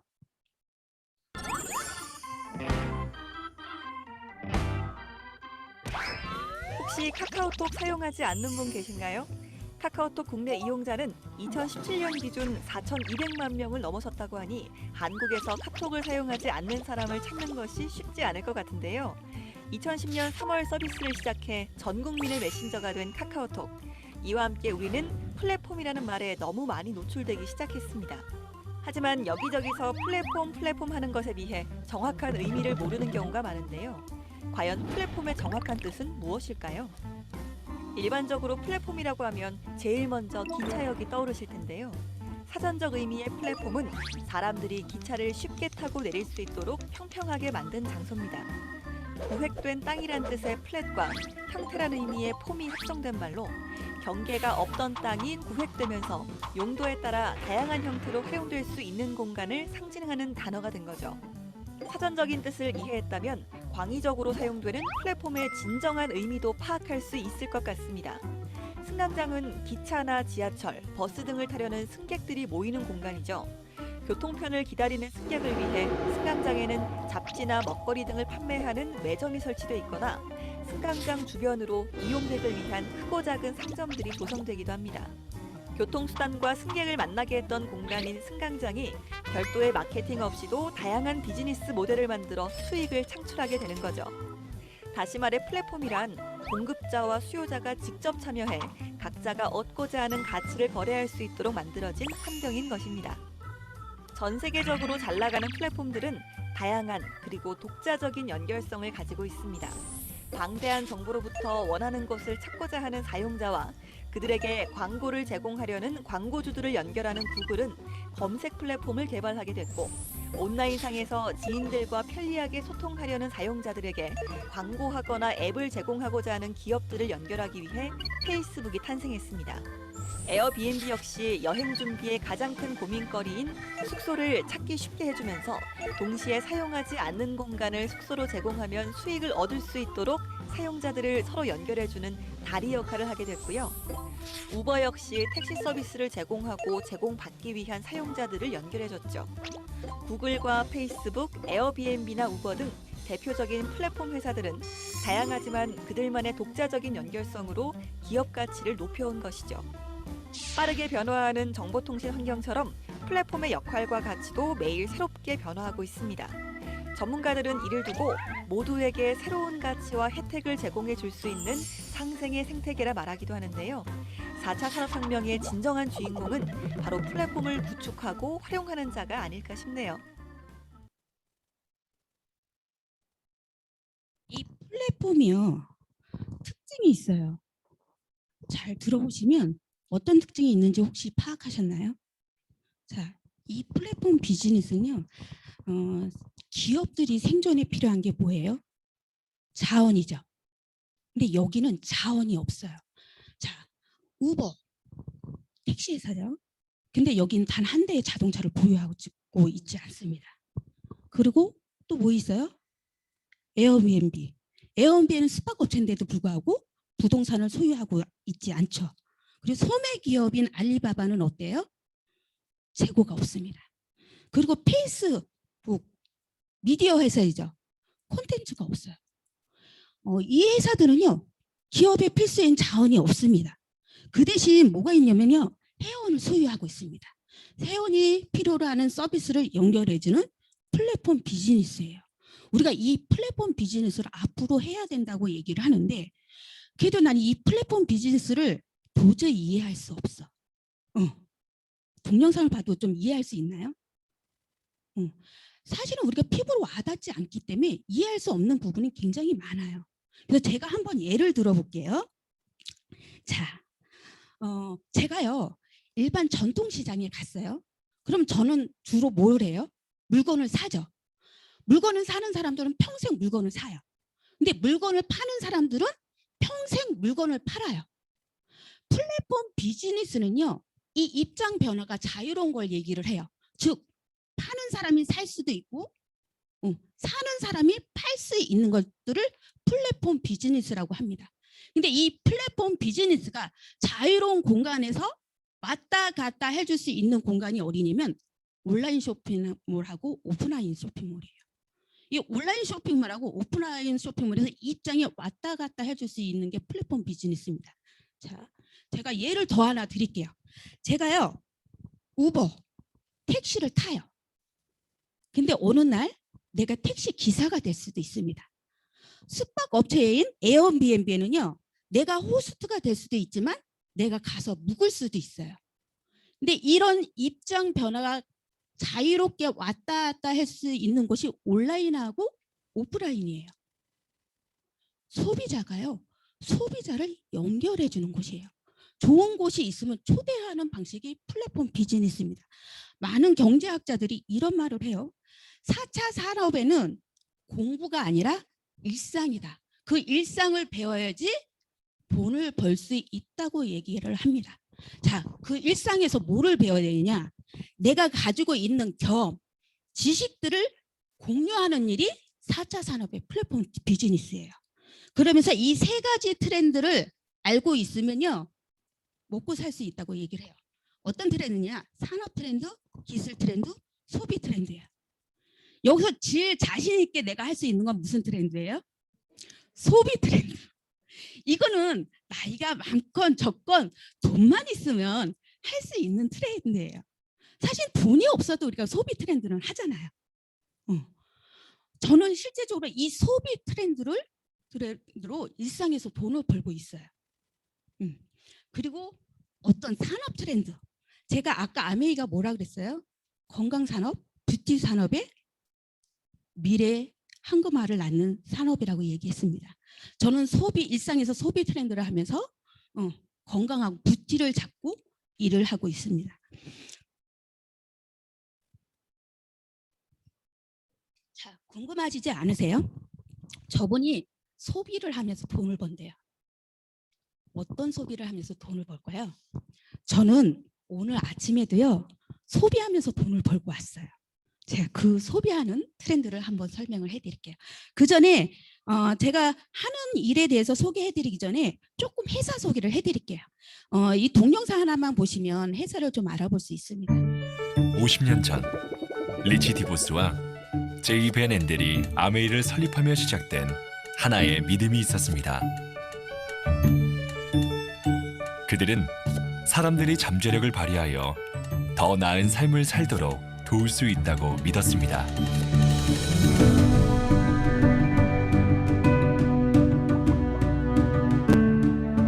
모든 아메이 사업자 뒤에는 그들을 지원하는 헌신적인 직원들이 있습니다.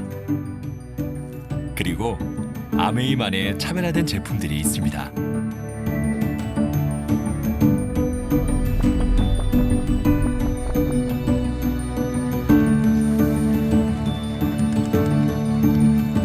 아메이 제품에는 까다로운 기준이 있습니다. 그리고 우리의 기준 뒤에는 혁신적인 과학이 있습니다.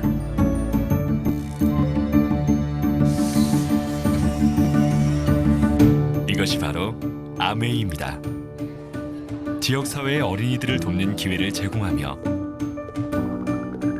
기업의 사회적 책임을 실천하기 위해 최선을 다하는 회사입니다. 우리는 전 세계에 존재합니다. 무한한 기회와 함께 꾸준히 성장합니다. 아메이. 저는 이 아메이를 통해서요, 일상생활에서 소비하면서 돈을 법니다. 아메이 역사를 조금 자세히 알아보고 싶다면 요새는 유튜브나 그리고 여기 이 자리에 모시고 오신 소분 선생님한테 물어보시면 자세히 안내해 줄 수 있을 거라고 생각을 해요. 자, 다음은요.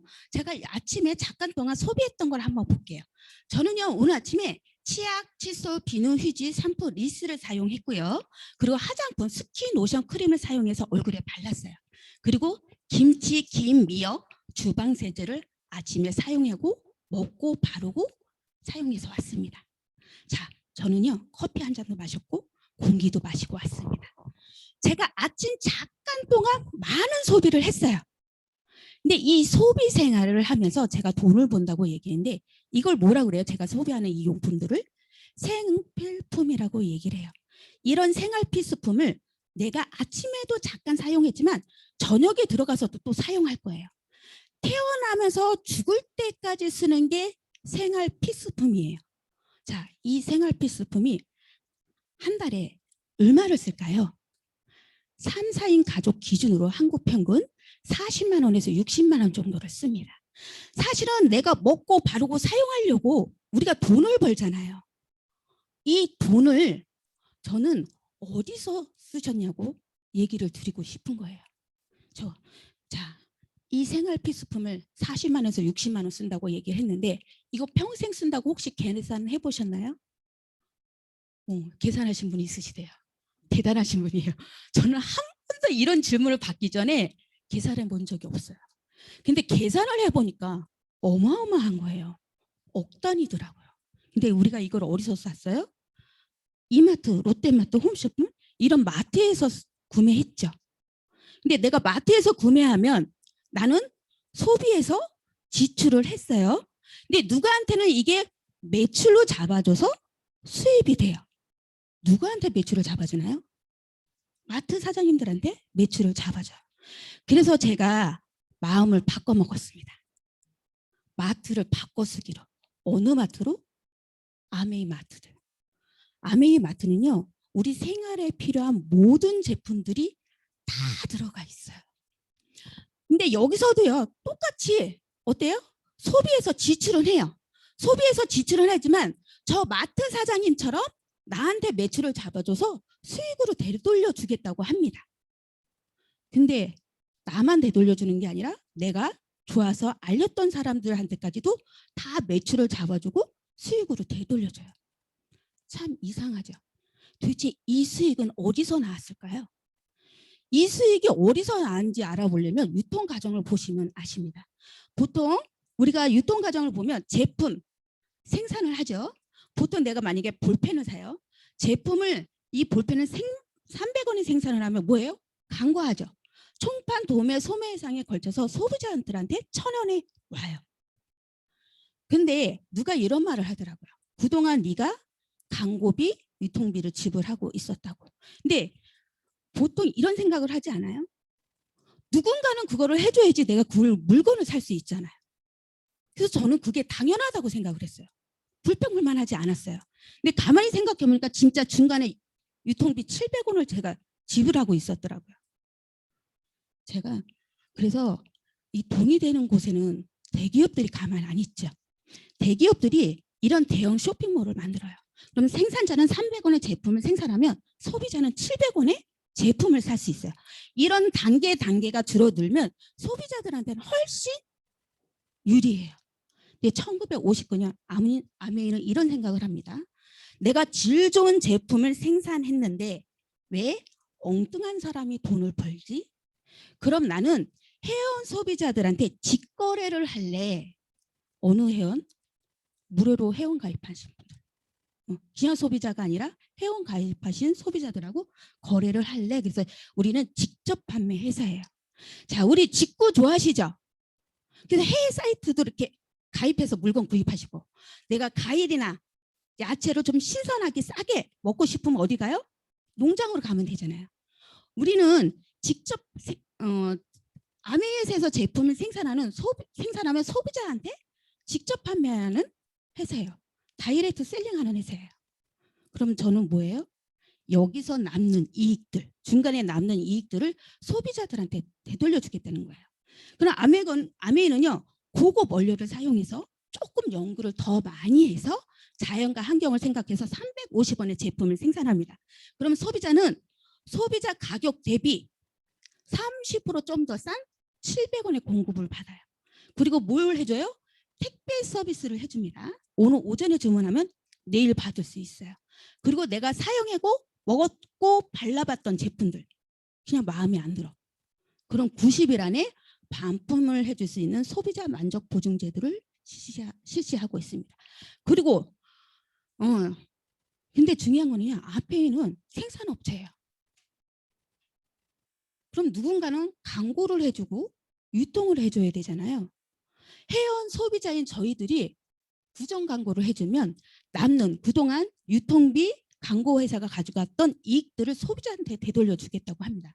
35% 현금으로 되돌려줘요. 자, 그러면 제가 그걸 얘기하고 싶어요. 아메이 회원들은요, 판매하는 거 아니야? 이렇게 많이들 얘기를 해요. 자, 다단계는 판매를 합니다. 잘 생각해 보세요. 아메이는 중간에 단계를 없었어요.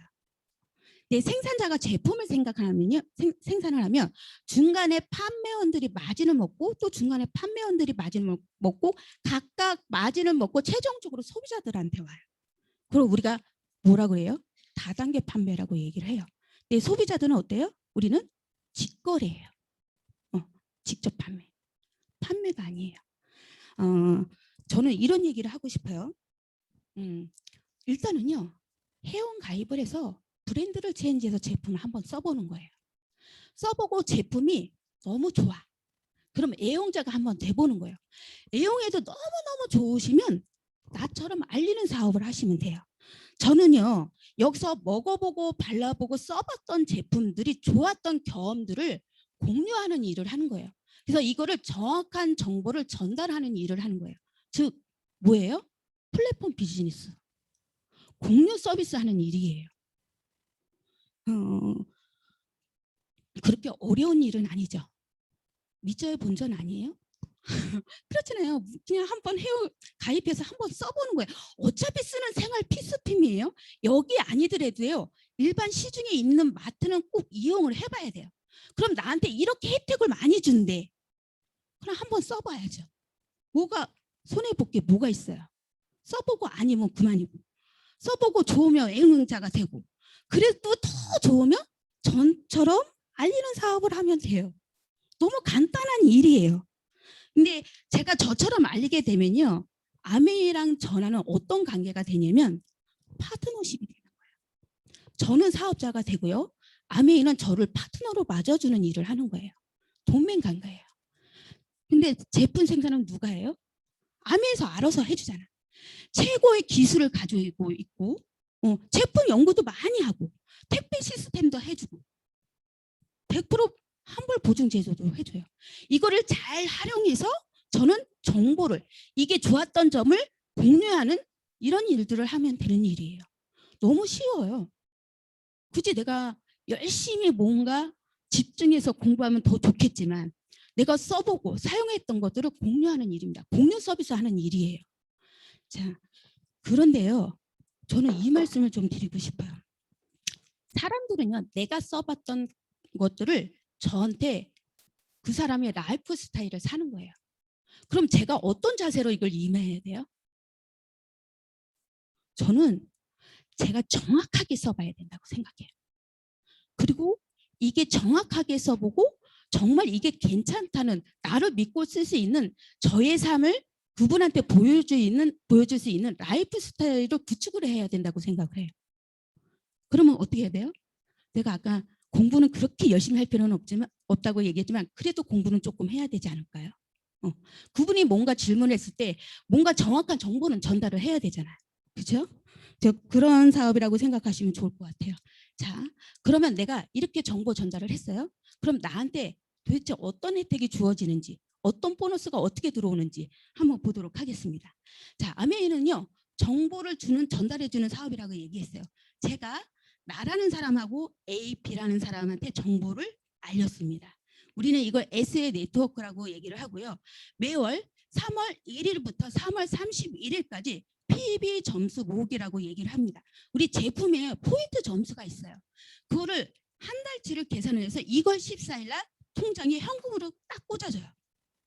그래서 가정을 한번 볼게요. 4명의 회원들이 각각 20만 원씩 썼다고 가정을 해볼게요. 꼭 쓰시지 않으셔도 됩니다. 자, 썼다고 생각하시면 S로부터 시작한 네트워크는 총 매출이 얼마예요? 80만 원이에요. 회원은 4명이고 내가 가장 매출이 많아요. 그래서 80만 원의 중간에 유통비가 6%예요. 그럼 6%하면 4만 8천 원이 나옵니다. 이 4만 8천 원을 나 혼자서 다 가지면 되나요? 안 되죠. 나눠줘야 돼요. 아웨이는요. 보너스가 나눠주는 원칙이 있어요. 후자순이에요. 후자순 나눠주고 남으면 제가 갖는 거예요. S의 후자순은 누구예요? 나죠. 나나 A, B. 그래서 나로 시작한 네트워크는 총 매출이 60만 원이에요. 60만 원은 중간에 유통비가 몇 프로예요? 6%예요. 그래서 3만 6천 원. 4만 8천 원에서 3만 6천 원 빼주면 얼마예요? 12,000원이 S가 가져가는 보너스예요. 그럼 이 3만 6천 원을 내가 다 가져가면 되나요? 안 되죠. 또 나눠줘야 되죠. 후자순부터. 후자순 누구예요? A랑 B 나눠주면 3%씩해서 6천 원, 6천 원 빼주면 나이가 가져가는 보너스는 2만 4천 원입니다. 자, 여기서 잘 보셔야 될게요. 수입이 역전이 됐어요.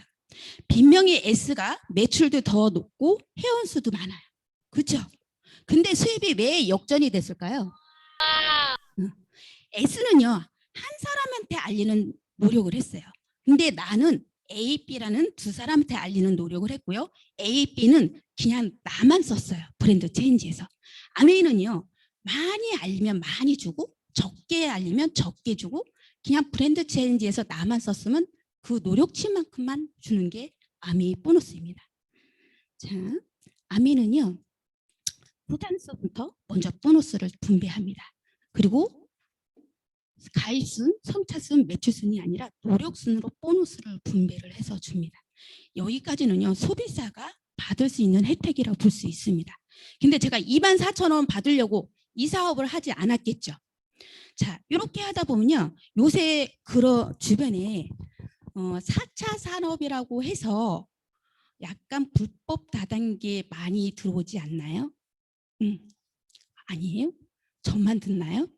요새요 4차 산업 시대라고 해서 4차 산업 플랫폼 비즈니스라고 하면서 이렇게 전달하시는 분들이 굉장히 많아요. 저한테도 왔어요. 근데 그분들이 와서 저한테 뭐라 그러는지 아세요? 아이템이 겹치지 않으니까 이거 한번 해봐. 얼른 회원가입을 해야 된다고 얘기를 해요. 왜 회원가입을 빨리 해야 되는데 이러면 우위선점 해야 된다고 얘기를 해요. 자, 제 친구가요. 비밀스러운 네트워크를 하나 해요. 근데 저는 다른 데서 네트워크를 하면요. 절대로 이거 같이 하자고 그지꼬시 얘기하지 않아요. 그냥 열심히 하라고 얘기를 합니다. 근데 그 친구가 와서 아이템이 겹치지 않으니까 한번 해보자 하면서 나한테 온 거예요. 그래서 우위선점 해야 된다고, 빨리 가입해야 된다고. 그래서 제가 뭐라 그랬는지 아세요? 친구야, 너 네가 하는 말이 무슨 말인지 아니? 내가 이랬어요. 그랬더니 그 친구가 눈을 깜빡깜빡 버리더라고요. 네가 하는 말은 역전이 안 된다는 소리잖아. 그렇잖아요. 역전이 안 된다는 소리. 나중에 하는 사람들은 이익을 볼 수 없다는 소리예요. 빨리 선점해야 되는 건 윗사람만 좋다는 소리예요.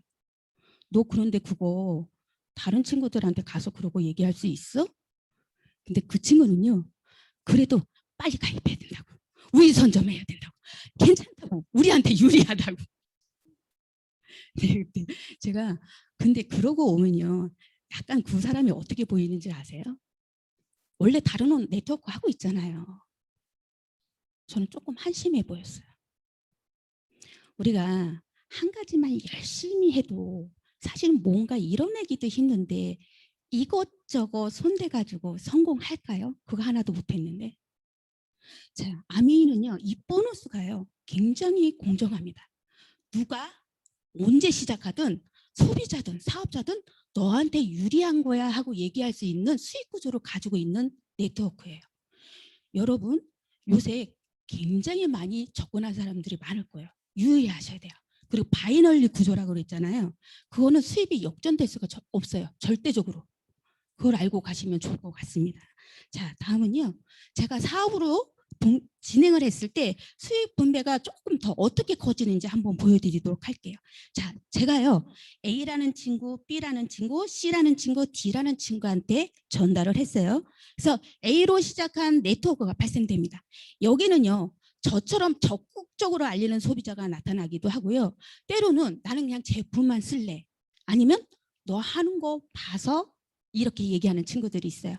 그런 소비자들이 모여서요. 네트워크를 형성해요. 그래서 400만 PB, 300만 PB, 200만 PB, 100만 PB의 매출을 발생돼요. 이때 400만 PB 매출을 했을 때 보너스 얼마 받는지 한번 보도록 할게요. 얼마예요? 15%죠. 15%는 얼마입니까? 나로 시작한 네트워크는 1,000만 원이죠. 그때 보너스 21% 받습니다. 그래 210만 원이 나와요. 그리고 400만 PB 한 A는 15%에서 60만 원을 받고요. 그리고 300만 PB 한 친구는 12%에서 36만 원, 200만 PB는 9%에서 18만 원, 그리고 100만 PB 한 친구는 6%에서 6만 원을 받게 됩니다. A, B, C, D를 다 합치면 보너스가 전체 얼마예요? 120만 원이에요. 그래서 210만 원에서 120만 원을 빼면 총 받는 금액은 90만 원인데요. 이게 실제로 받는 금액이 144만 원이에요. 근데 요새 우리 보너스 더 주죠. 브론즈 빌더 하면 30% 더 줘서 거의 200만 원이 넘는 돈이 들어와요. 도대체 이 브론즈 빌더가 뭐야? 이러신 분들은요. 스폰서 사장님한테 여쭤보세요. 자세히 안내해 주실 겁니다. 근데 나는 이달 아무것도 안 썼어요. 그런데도 불구하고 144만 원이란 보너스가 발생했습니다. 왜 발생했을까요? 왜 발생했을까요? 이 노란색 그래프를 한번 봐주시면 좋을 것 같아요. 왜 발생했냐면요. 나는 아무것도 안 썼지만 A라는 그룹, B라는 그룹, C라는 그룹, D라는 네트워크가 생기기까지 내가 뭐 했어요? 열심히 정보를 알렸어요. 그동안 내가 열심히 정보를 알린 거에 대한 대가라고 보시면 됩니다. 근데 이게 매월 증가하면서 평생 상속된다면 얼마나 좋겠어요. 근데 이게 가능해요. 왜 가능한지 아세요? 평생 수입에 의해서 가능합니다. 자, 저희 제품은 생필품이에요. 생필품이다 보니까 내가 치약이 떨어지면 다시 재구입하죠. 재구매가 가능하다는 건 매출 유지가 가능해요. 그리고 신상품이 매달 2개에서 5개가 쏟아져요. 요새는 너무 많이 쏟아져. 우리 어제 뭐 나왔어요? 예, 저는 이렇게 신상품이 나오면요, 매출이 쫙 올라가요. 이 안에 있는 이 네트워크 안에 있는 소비자들은 여기 있는 제품을 애용을 해요. 그럼 매출이 상승하죠. 그리고 큰 동그라미 있으신 분들은요, 나도 알리지만 A도 알리고 B도 알리고 C도 알리고 D도 알려요. 그러면 회원이 증가할 수밖에 없습니다. 증가하면 어떻게 돼요? 매출이 상승이 되죠. 1번, 2번, 3번이 잘 돌아가려면요, 시스템이 있어야 돼요.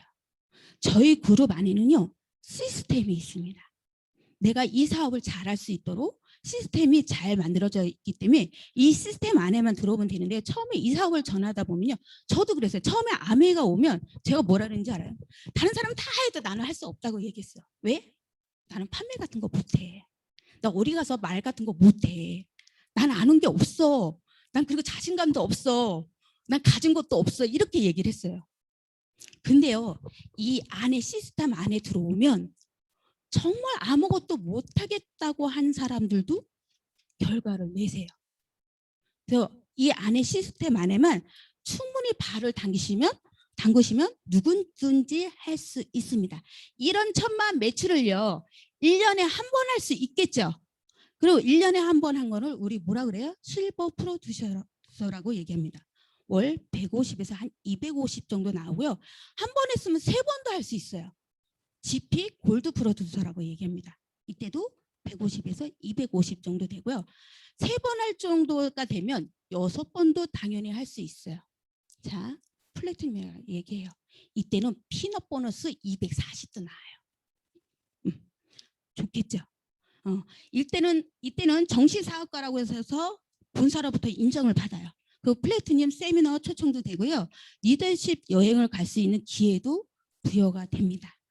자, 1년 내내 휴가 계속 나. 우리 파운더스 플래티넘이라고 얘기해요. 이때는요, 월 수입보다는 연 수입으로 얘기를 해줘요. 4천만 원 이상이 돼요.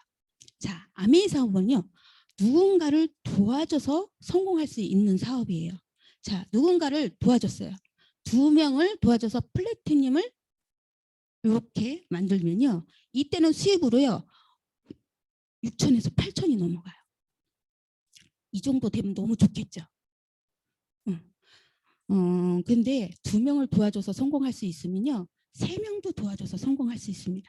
3명을 도와줘서 내가 에메랄드가 되면 이때는 수입이 작게는 8천에서 억이 넘어가요. 요새 에메랄드는 다 억 단위로 넘어가시더라고요. 자, 6명을 제가 도와드렸어요. 그러면 어떻게 되냐면 다이아몬드가 돼요. 이때는 최소 1억 5천에서 2억이 넘는 수입을 가져갈 수 있습니다. 이 아메이 핀이에요. 어때까지는 제가 설명을 해드렸어요. 근데 나는 그 이상이 하고 싶어. 나는 6명만 도와주는 게 아니라 많은 사람들을 더 많이 도와줘서 나는 성공하고 싶어. 이렇게 있습니다. 9조를 도와주면 수석이고 12조를 도와주면 더블이에요. 내가 하고 싶은 데까지 하시면 됩니다. 자, 아메이 역사가 60년이에요. 아까 뉴트리라이트 역사가 몇 년이라고 그랬어요? 80년이라고 그랬어요. 아메이 역사가 60년인데 이때 제품 5가지로 시작했습니다. 제품 5가지로 시작했기 때문에 어떻게 했을까요? 이거 알리는데. 제품 우수성을 알리기 위해서요, 집집마다 방문해서 가가오 방문해서 사업을 전달을 했어요. 근데 1991년 저희도 똑같이 제품 5가지로 들어와요. 이때는요, 인터넷 안 됐죠. 택배도 안 됐어요. 우리 91년도에 인터넷 안 됐죠. 그러다 보니까 어쩔 수 없이 우리도 집집마다 방문하면서 가가오 이게 제품이 좋은 걸 알리고 다녔어요. 근데 70년대 어떻게 해요? 제품 70가지가 돼요. 저희 아메이가요, 제가 알기로는 99년도에 ABN이 오픈했던 걸로 기억하고 있어요. 맞나요? 90년대 후반에 ABN이 오픈이 되면서요, 비즈니스가 어떻게 전환되냐면 플랫폼 비즈니스로 전환이 됩니다. 이때부터는 제품이 지금은 2천여 원까지가 더 훨씬 넘어요. 미처 내가 제품 파악하기가 힘들어요. 근데 우리가 한국 아메이를 보는 게 아니라 미국의 아메이, 미국의 본사를 보면 지금 어떻게 돼 있는지 아세요? 이렇게 돼 있습니다. 한국 아메이는요 공기청정기 정수기까지만 들어왔어요. 근데 미국은 어떻게 들어왔냐면 잘 보세요. 여행 서비스, 번역 서비스, 자동차 서비스, 이사 서비스, 서비스가 통째로 다 들어와 있고 부동산도 들어와 있어요. 한국 아메이가 이렇게 될 거예요. 근데 여기에 나 혼자서만 제품을 쓴다면 무슨 의미가 있겠어요? 여기에 10,000명의 회원이 있다면 각자 한 명씩만 치약만 써도 내 네트워크는 어마어마할 거예요. 저는 이게 비전이라고 생각합니다. 제가 이 아메이를 할 때 그런 말들을 좀 많이 해요. 저희 파트너들한테 마치 못난이 인형 내가 대장이 된 것 같은 느낌이 든다고 그 얘기를 많이 해요. 저희 파트너 사장님도 그 소리 굉장히 싫어해요. 왜냐면 우리를 못난이 인형으로 표현을 하니까. 근데 제가 그 표현을 왜 썼냐면요. 우리가 너무 평범해요. 진짜 뭐 내세울 만한 것들이 아무것도 없어요. 내세울 만한 거 있나요?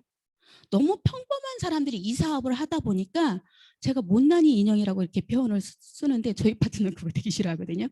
근데 이 사람들 아주 평범한 사람들이 팀워크를 맞춰서 이 시스템 안에 있으면요 뭔가 해냅니다. 제가 또 아메가 처음에 왔을 때 뭐라 그랬어요? 난 이거 할 줄 아는 사람이 못 된다고 얘기를 했어요.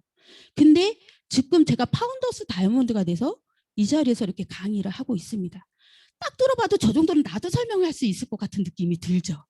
근데 이 평범한 사람들이 모여서 팀워크를 맞추고 이 시스템 안에 들어오면 뭔가 결과를 내세요. 저 이 아메에서 제일 좋은 게 뭔지 아세요? 저는 수입이에요. 돈.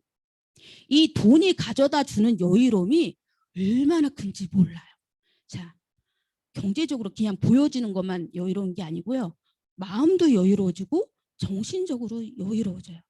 내 마음이 정신을 지배하고요. 이게 말로 나오고 행동으로 나와요. 이게 옛날에 비하면 내가 옛날에 생각을 하면 제가 참 옛날에 참 속이 좁았다. 그렇다고 뭐 지금도 속이 막 이렇게 넓은 사람은 아니지만 옛날 과거에 비하면 내가 훨씬 여유로운 사람이 되어 있다는 걸 느껴요. 저는 그게 너무 좋아요. 삶의 풍요로움. 여러분들도 여기서 뭔가 해내실 수 있습니다. 저는 그 말을 해요. 나 같은 사람이 하면 여기 있는 사람들은 다 해낼 수 있다고. 꼭 여기서 뭔가 결과를 내시고 얻어가셨으면 좋겠습니다. 저희의 마케팅은 여기까지고요. 오늘도 수고하셨습니다. 잘 돌아가시길 바랍니다. 감사합니다. 감사합니다. 감사합니다.